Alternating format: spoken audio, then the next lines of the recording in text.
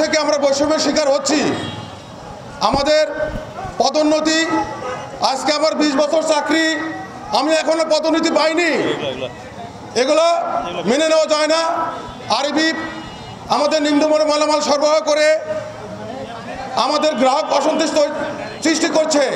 আমি আশা করব এই পল্লী বিদ্যুৎ বোর্ড তার স্বৈরাচারী মনোভাব থেকে আমাদের দাবিগুলো মেনে নিয়ে এই আন্দোলনকে প্রশমিত করবে। বিআরইবি আমাদের এই 80টা পল্লী বিদ্যুৎ সমিতিতে কিছু কিছু কর্মচারীকে নিয়মিত এবং কিছু অনিয়মিত, কিছু চুক্তিভিত্তিক এরকম যৌথ নীতি করে রেখে দিয়েছে। আমি একজন মিটার কাম মেসেঞ্জার, আমি দীর্ঘদিন ধরে এই পল্লী বিদ্যুৎ সার্ভিস করে আসতেছি। আমার চাকরিটা চুক্তিভিত্তিক, অথচ চুক্তিভিত্তিক হওয়ার শর্তে আমার 2000 গ্রাহকের রিডিং নেওয়ার কথা এবং 2000 বিল ডেলিভারি দেওয়ার কথা। বর্তমানে আমাকে দিয়ে 3000 গ্রাহক এবং 3000 গ্রাহকের বিল ডেলিভারি, 6000 কাজ করতেছি এবং সরাসরি গ্রাহকের সাথে আমরা সংযুক্ত, অথচ আমাদের চাকরি চুক্তিভিত্তিক। এই নীতি থেকে আমরা বেরিয়ে আসতে চাই।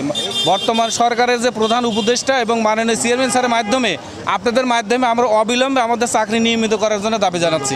এই মানববন্ধনের মাধ্যমে আমরা দৃষ্টি আকর্ষণ করতে যাচ্ছি মাননীয় বিদ্যুৎ উপদেষ্টা মহোদয় এবং ঊর্ধ্বতন কর্তৃপক্ষের, যে আমাদের এই সমস্যাগুলো দ্রুত সমাধান হওয়া দরকার।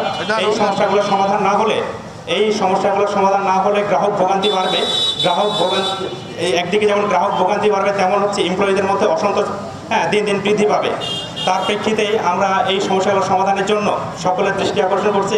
পল্লী বিদ্যুৎ বোর্ড আমাদের নিম্নমানের মালামাল দেওয়ার জন্য চরম গ্রাহক ভোগান্তির শিকার হয় এবং আমাদের কর্মচারীদের মধ্যে বৈষম্য সৃষ্টি করে রেখেছে।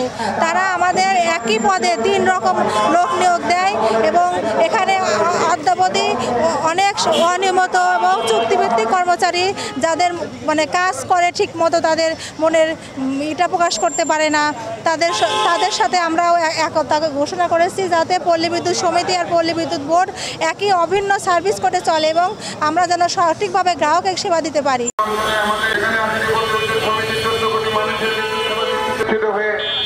মানুষের জন্য মাঠে ঘাটে দৌড়া এই বিদ্যুৎ সুবিধা নিশ্চিত করার জন্য কাজ করে থাকে। তাদের পরিশ্রম অনেকাংশ সার্ভিসেতে এই খুঁটিগুলো ভেঙে যেত না।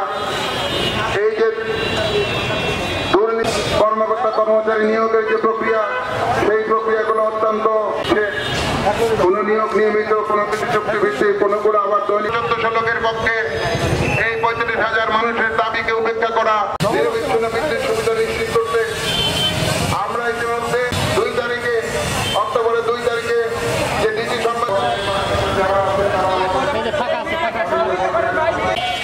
লোক ঠেকায়, এদিক দিয়ে লোক না ঢোকে।